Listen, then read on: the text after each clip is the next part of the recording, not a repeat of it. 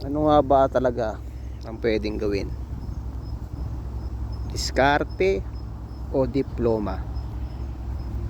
Para sa akin, diskarte, kasi maraming may diploma na hindi naman succeed sa buhay,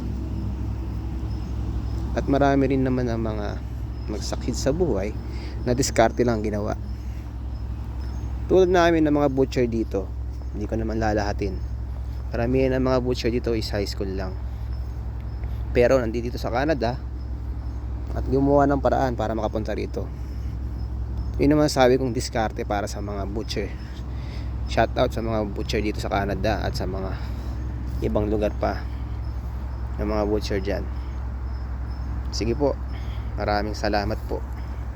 God bless. Laban lang mga butcher.